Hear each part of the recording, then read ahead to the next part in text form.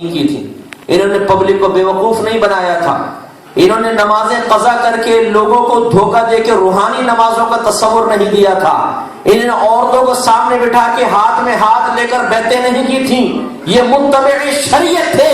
انہوں نے نبی کریم صلی اللہ علیہ وسلم کے حکم کے مطابق علم حاصل کیا, اس کے تقاضے کے مطابق عمل کیا, اور اسلام میں جتنی قربانیاں ہو سکتی تھیں وہ قربانیاں دی. اللہ نے ان کو قیامت تک کے لیے زندہ فرما دیا. تو بس اللہ کا ولی سب سے پہلے اس کی نشانی کہ وہ صاحب علم ہوگا. جاہل اللہ کا ولی نہیں ہو سکتا. نمبر 2, اس کا ظاہر متبع شریعت ہوگا. بے عمل فاسق و فاجر اللہ کا ولی نہیں ہو سکتا. تیسرا, وہ کوئی اعلانیہ گناہ نہیں کرے گا. النبراس اٹھا کے پڑھیں, شرح عقائد کی شرح ہے, واضح طور پہ لکھا ہے کہ اگر کوئی اللہ کا ولی بھی ہو, اسے ولایت دے دی جائے اور وہ جان بوجھ کر گناہ کبیرہ کا ارتکاب کر لے, اللہ تبارک و تعالیٰ اس سے ولایت کو سلب فرما لیتا ہے, ولایت چھین لے جاتی ہے. زوال ولایت جائز ہے, یہ ہو سکتی ہے.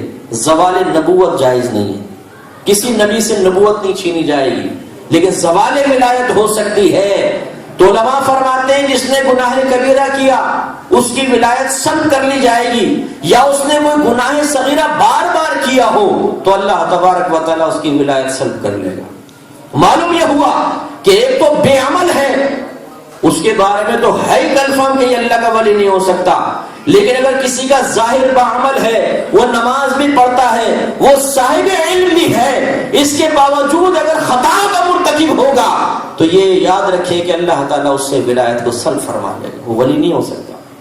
اس لیے اللہ کا ولی وہ ہوگا جو بالکل متبع شریعت ہوگا. آپ تنقیدی نگاہیں اس پہ گاڑ دیں, لیکن انشاءاللہ کوئی خلاف شرع چیز نہ اس کے ذات میں نظر آئے گی, نہ اس کے افعال اور حرکات میں نظر آئے گی. وہ ہے اللہ کا ولی. تو ضروری ہوا اس کے لیے یہ بھی ضروری ہے کہ کچھ ہمیں بھی تھوڑی بہت معلومات ہو.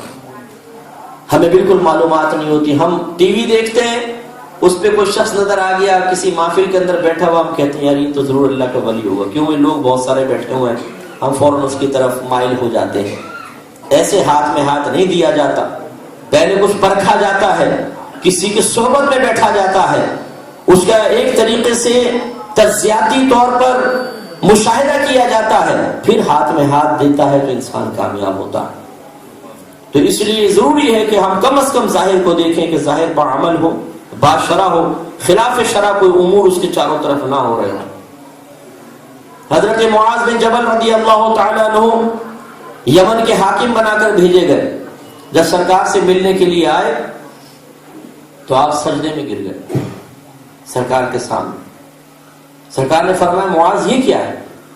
عرض کیا رسول اللہ صلی اللہ علیہ وسلم, میں نے عجمیوں کو ایسا ہی دیکھا ہے, وہ اپنے بڑوں کی تعظیم کرتے ہیں, ان کے سامنے سجدہ کرتے ہیں.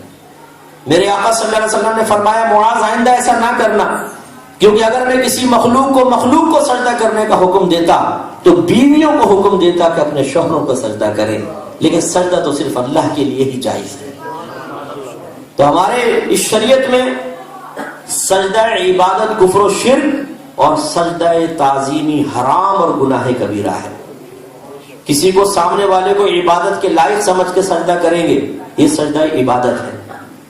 اور کسی کو لائق عبادت نہ سمجھیں لیکن لائق تعظیم سمجھیں, قابل تعظیم سمجھ کے اس کے سامنے سجدہ کریں, یہ سجدہ تعظیمی ہے.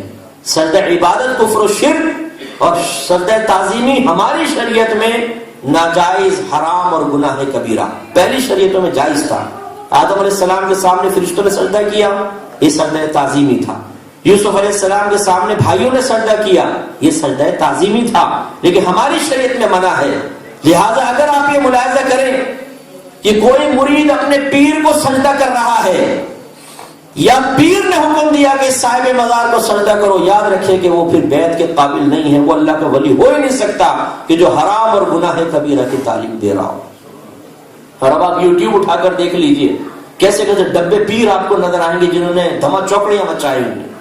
کوئی عورتوں کو گلے لگا رہا ہے, کوئی عورتوں کے ساتھ ناچ رہا ہے کھڑے ہو کر, جس کو دھمالوں کا نام دیا جا رہا ہے, کوئی سجدے کروا رہا ہے, سامنے صراحتاً لوگ قدموں میں جھک جھک کے سجدے کر رہے ہیں. یہ سب حرام اور گناہ کبیرہ ہے. ہماری شریعت میں ان کی کوئی گنجائش نہیں ہے. میری والدہ سیدہ عائشہ صدیقہ رضی اللہ تعالیٰ عنہ کہتی ہیں کہ